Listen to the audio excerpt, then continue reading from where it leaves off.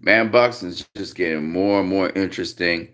We're getting so much good fights this year, and the thing about it is the opponents, generally speaking, have been game. So we have another matchup with high-profile names. We've got Danny Jacobs versus Julio Cesar Chavez Jr. Uh, and I think that's a good matchup. Julio Cesar Chavez Jr. is a big dude. He's been training his ass off. Freddie Roach is training him. And I know that Julio Cesar Chavez Jr. can take a punch. So can Danny Jacobs fight Julio Cesar Chavez Jr. and deal with the oncoming, continuous pressure that Julio Cesar Chavez Jr. will have? He will not have to deal with rehydration clauses. He won't have to deal with catch weights. He's going to be at his best, Julio Cesar Chavez Jr. So I'm looking forward to seeing how that fight pans out between Julio Cesar Chavez Jr. and Danny Jacobs. Danny Jacobs, will be ready for that fight for sure. He'll be motivated. He has a trainer that was in his camp before when he faced Canelo, and he had a pretty good. The latter part of the fight was pretty good against Canelo. So I'm looking forward to seeing how Danny Jacobs handles the situation with Julio Cesar Chavez Jr., who can take a punch and he'll still keep coming, and then he's probably going to box a lot better than he has in his previous fights. So I'm looking forward to that fight. And then, of course, the fight between Tevin Farmer and Jojo Diaz looks like it may be happening. And I'm looking forward to that because Jojo Diaz has been beaten by one more fighter. I can't remember what his name is. But he's a good fighter at super featherweight.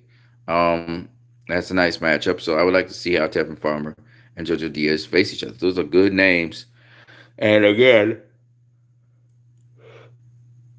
you're dealing with fighters which are in their primes, their physical primes. So that's a good fight. That's a good matchup. As to Javante Davis versus Devin Haney, I would look forward to that. That's a good fight as well to happen. Um, I listened to Tevin Farmer's take on, Javante Davis's criticism of Devin Haney. How he was saying, you got the WBA vacant title from a guy who was a featherweight.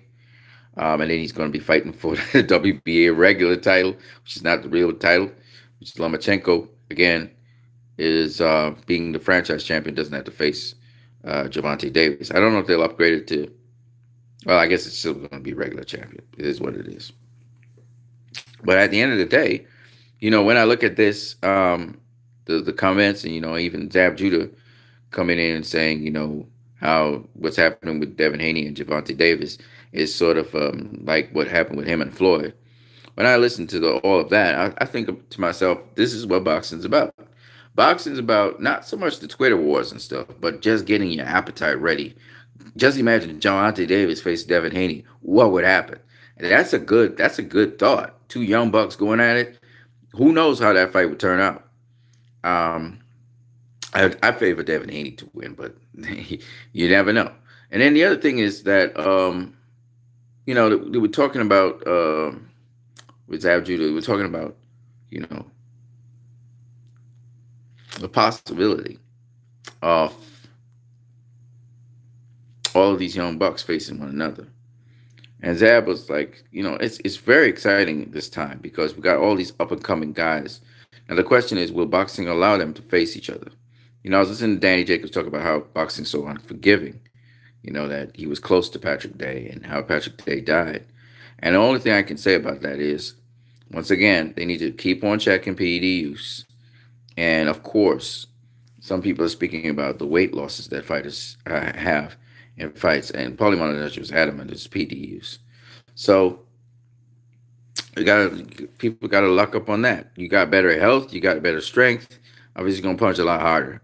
And somebody taking that kind of punishment where they were knocked down 3 times, as much as the referee wanted to give Day a chance, it turned out that that chance turned into his demise.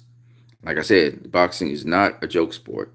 You go into that ring, it's trouble. You can get killed in there, and or badly damaged for life. So it's not cool to take punishment. One and two, you have to have the skills to be able to not have that happen to you. But with respect to Danny Jacobs and his matchup, I think it's a good matchup. I know both guys are coming off of losses. Of course, Julio Cesar Chavez, he had a tune-up fight before he's going to be facing Danny Jacobs. So it should be an interesting fight. I think that I need to sleep. I think that Gervonta Davis versus Devin Haney round is an interesting one as well. As after you just said that Devin Haney, he wanted to face Lomachenko, but Lomachenko vacated the WBC belt, so he didn't want to face Devin Haney. As a result, that's why Devin Haney became the champion. I do remember Mauricio Suleiman saying the very same thing. Not that Lomachenko didn't want to face Devin Haney, but that he was awarded the franchise champion belt and he requested it.